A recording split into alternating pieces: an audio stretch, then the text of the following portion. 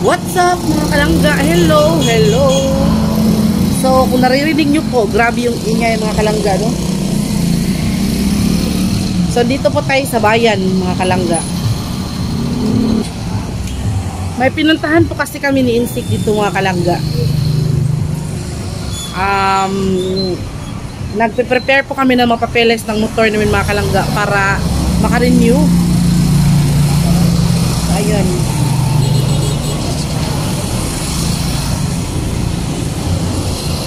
Ingay talaga sa ano, lungsod ba? Sa bayan, napakadaming sasakyan. Namiss ko to eh.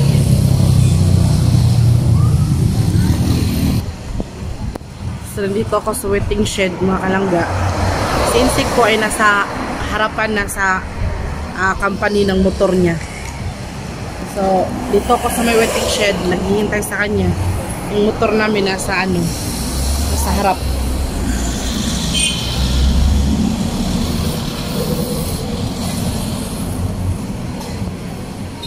Kasi pinaprocess namin yung papeles mga kalangga, no, for renewal sa aming motorsiklo. Thanks God. So hindi pa ano, April pa yung available ng renewal ng aming motorsiklo mga kalangga. Kaya prepare namin yung mga papel. So andun sa Insik sa harap. Kita ko po sa inyo ha, nasa harap siya. So yan mga kalangga, kung nakikita nyo po yung harapan na yan, yung company or office ng Rosie Motorcycle mga kalangga, andyan po si Insik. Nasa loob po siya niyan mga kalangga. Hindi na po ako sumama kasi po ano, naghihintay lang po ako dyan sa harap at gusto ko rin nung ano ba, makita yung mga sasakyan ito kasi sobrang na-miss ko talaga yung bayan ba, yung maraming sasakyan na dumadaan-daan. Yan po yung tinuro ko, dyan po yung unang vet ni Spinks, dyan po ano, nakalocate yung vet doctor ni Spinks. Kaso lang po umalis. Siguro po walang masyadong ano, walang masyadong customer kaya ayun lumipat. Kaya ang vet ni Spinks ay sobrang napakalayo na po, nasa ano, nasugod. Yan po oh. Yan po yung daan. Hindi naman po siya masyadong ma-traffic pero minsan-minsan po talaga ay ano no, marami talagang mga naglalakihang mga buses. Kaya minsan nakakatakot din tumawid. Ayan mga kalangga. So dyan po ako naghihintay sa harap ng company ng Rosie mga kalangga. Kasi si Insik nandun sa loob at pinaprocess niya po yung papel ng ating motorcycle. Yan po yung aming motor. Ayan po. Tinatawag ko po yung eruption. Ang pangalan po ng motorcycle namin ay eruption mga kalangga kasi malakas ba. Parang pang heavy talaga siya at mamuscle siya at napakabrusko na pangalan ng eruption mga kalangga, no? Yan. Kaya nung nakita ko yung ano mga kalangga, yung zoom in ko, naaliw talaga ako sa aso mga kalangga. Nasa loob siya ng ano, cart ba, talagang hindi talaga siya gumagalaw. Sana ganyan din si Spinks, no? So maya maya po nakita ko po si Insik na lumapit mga kalangga. Yan pala, tapos na yung aming pinaprocess.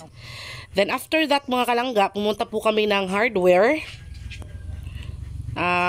May binili po kami dyan mga kalangga na para motorcycle parts. Kasi po parang sira na yata yung ano, yung parts na yun na kailangan ni Insik. Kailangan po niya ng kadena, tsaka ano yun Insik?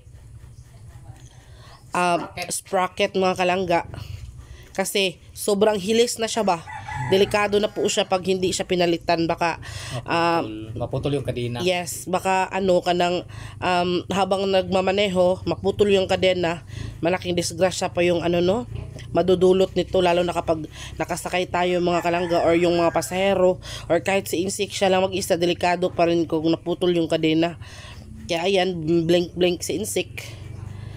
Yan, ginagawa na po yan mga kalangga. Parang dyan po kami natagalan kasi ano, mahirap palang gawin. Uy, tinatanggal po talaga yung ano, yung kanyang ligid, yung kanyang gulong, tinatanggal. Tapos yung sprocket yan, yung tinuro ni Insik, yan yung kailangang palitan, tsaka yung kadena na kakabit. Yan na. Yan po mga kalangga. Yan po yung sprocket, tsaka kadena. Yan po yung kailangan talagang palitan kasi nung makita ng taga-hardware na talagang hilis na siya or ano na siya, kanang manipis na ba? Anytime, puputol daw yun, lalo na kapag marami yung pasahero or dalawa or tatlo tapos mabibigat. Talagang delikado po yung yung biyahe mga kalangga, no? Kaya papaabutin pa ba natin na dumating yung na yun. Kaya ito mga kalangga, itong papel na to na pinakita ko sa inyo, ito yung process nung pinaprocess namin doon sa company ng Rosie mga kalangga. So nakuha na natin na, thanks God. And ewan ko anong ginagawa ni Insect dito, parang meron siyang nililinis na something. Kailangan daw yun sa motorsiklo mga kalangga. Kaya ayun, naghintay pa po tayo dyan ng medyo matagal talaga kasi talagang tinatanggal pa yung yung part ng motor. Kaya ayun, inaalayo ko na lang yung aking sarili, no, sa pagtingin-tingin sa kalsada. So naisip ko na ang sarap lang kumain ng kwek-kwek. Siguro maya-maya lang siguro mga kalangga, no. Kaya ayun, pagkatapos namin doon sa hardware mga kalangga, kumain talaga kami ng kwek-kwek. Nagutuman kami, kasi masyadong mataas yung oras na pinaghintay namin doon sa hardware. Kaya ayun, nag-order si Insik ng 20 na kwek-kwek, parang 4.20 yata yun, tsaka ako isang hotdog lang mga kalangga. Kasi out of budget na tayo dyan, no. Kailangan natin magtipid kasi may binili tayo na na parts ng motor. Kaya ayun, unexpected po talaga mga ka-Insik na mabibili natin yung parts ng motor kasi yung talaga namin, yung pakay talaga namin doon sana sa bayan, yung magpa-process lang na papel. Kaso lang, parang nung nagbiyahe kami ba, tumatagiktik mo yung yung kanyang kadena ba, tumatagiktik na. Sabi ni Insik, kahapon pa daw niya napansin na tumatagiktik yung kadena, baka maputol. Kaya yun, pinatingnan namin sa hardware, po talaga siya, sobrang nipis na po talaga niya at anytime soon ay maputol. Kaya yun, hindi na ako nagdalawang isip, no, bahala na si Batman. Kaya bumili na po tayo dyan ng kadena at saka yung sprocket niya kasi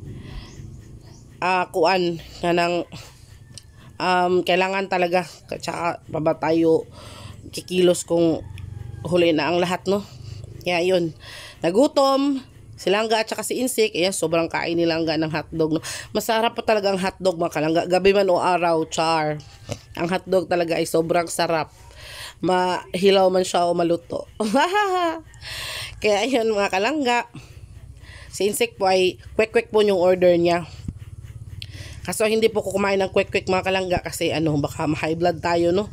Kaya ayun, hotdog na lang yung kinuha ko. Hindi naman po ako masyadong mahilig talaga sa tempura, pero kaya ayun, hotdog na lang. Sobrang sarap din ng hotdog na may sweet and spicy sauce mga kalangga. Tapos may gulaman tayo na 5 pesos dyan. Ayan, nabusog po talaga kami ni Insik mga kalangga. Sobrang busog at sobrang sarap. No, minsan-minsan lang po talaga ako makakain ito pag naisipan lang ba. At kapag nakapunta ng bayan mga kalangga, no? Sana lagi tayo makapunta ng bayan, pero ang layo po kasi ng bayan mga kalangga. 1 oras mahigit yung biyahe papuntang bayan. Mangangatog pa yung tuhod mo sa sa binhod ba. Tsaka yung puwet. Wow, sweet naman. Hungit-hungit pa, ha? Yan, habang nag-voice over ako mga kalangga na remember ko yung lasa ng ang kinain kahapon ba. Naglalaway man ako Kaya ayun. Yan. Lumalagok-lagok tayo dyan ng nung gulaman na 5 pesos. Yung gulaman hindi ko siya gustuhan kasi matabang. Kaya ayun mga kalangga. Yan, parang papauwi na kami niyan mga kalangga. See you.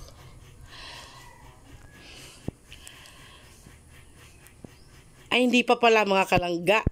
Yun, bago kami umuwi, may nakita akong mani. Ayun, tapos naawa ako dun sa matindero ba. Medyo matanda na. Yung mani niya, medyo matanda na rin. Kaya, bumili ako ng 20 pesos mga kalangga. Kasi yun yung kakainin natin nagbiyahe ba, no? Para hindi tayo maantukin sa biyahe ba. Mahilig po talaga ako sa mani, mga kalangga, sa peanut. Meron din siya dyang mangga na may bagoong. Maliliit yung hiwa niya sa kanyang mangga. Kaya bumili po tayo dyan ng ng mani na lang kasi may yung mangga tsaka na lang. Pagkatapos noon, ayun, gumugora na kami ni Insik, mga kalangga. Kasi pa tayo dyan, magabihan ba, no? Kasi hapon na po niyan, mga kalangga. Sobrang hapon na po niyan. Kaya let's go, uwi na tayo. So ayun, mga kalangga, no? So nakarating na kami dito sa timbahay, mga kalangga. Grabe, nagabihan mga kalangga, kay tungod sa yung mga nilakad natin kanina ba, doon sa motor, mga papeles, processing, saka yung pinuntahan natin, mga kalangga. Kaya ayun, pero nagdala naman kami ng pasalubong ni Papa, mga kalangga. Bumili kami ng itong macchiato na kape, yung tag 39 pesos, mga kalangga. Pakita mo sa iyo, Insik. Ayan. Ayun, si Papa po is gibinlan lang namo, mga kalangga, kay busog pa daw siya. Tapos bumili din kami ng pan, Tinapay, mga kalangga. So siguro bukas siguro to makain ba. Kay nag-dinner naman kami, mga kalangga, kaya ayun. Nabusog si Papa. Ayan na si Father, ayan sa labas po, mga Insik. Thank God, no, mga kalangga, kasi nakuha na natin yung pinunta natin doon, yung papel ng motor, di ba, mga kalangga. Kaya yun, nagpapasalamat po tayo kasi hindi pa tayo nasaraduan ng company ng Rusi, mga kalangga. So ayun, and thankful tayo na nakauwi tayo, nakarating tayo dito ng safe and sound kasi gabi na kami nagbiyahe, mga kalangga. Pagdating namin dito, mga ako naman is punta na kay Tatay Juan, mga Insik, kasi ako po yung nagpastol, nagpakain sa siya yung temporary kasi na nag-alaga sa hayop ni Tatay Juan. Sa Taiwan is bukas pa yan uwi, mga Insik. So ayan po. Kaya thank you so much. Ayan, ininom na namin itong aming kape, no? Pero yung pandesal, yung tinapay bukas na siguro, kay busog man kasi katatapos lang namin mag dinner, mga kalangga. So ayun. Thank you so much for watching ulit. Hanggang sa susunod na video namin. Pasensya na kayo at medyo hindi talaga tayo masyadong consistent na mag-video, no? Kay basta sisikapin namin, mga kalangga, na makahanap ng content every day. Ayan, shout out. Open mo yung content natin. Shout out na itong kwan. Shout out Cons family. Shout out to kay Ibit. Shout out kay Ibit. Open mo lang. Masaya naman sila pag ma-shout out ang kanilang mga mga pangalan. Shout out to Ma'am Yvette Diaz. Hello, Ma'am. Thank you so much for your generosity, kindness, and love, Ma'am. And thank you, Cons family. Ma'am Angie and to Raymond. And to all our subscribers and followers, thank you so much for always watching us. And sige, mura to. Mura to. Yun na, mga kalangga, kasi stress na kaya mong nang, grabe. Kapagod magbiyahe, kalayo kayo. Almost 1 hour kapin ang biyahe from lungsod Pengundiring mo nang pagdating dito, stress talaga, mga kalangga. Pero masaya dahil successful ang ating pakay doon. Ayan, mga Insik kalangga, no? Hanggang dito na lang. Yes po. Ang ating video hanggang sa susunod. And thank you so much for watching and bye-bye. Bye-bye. Bye-bye.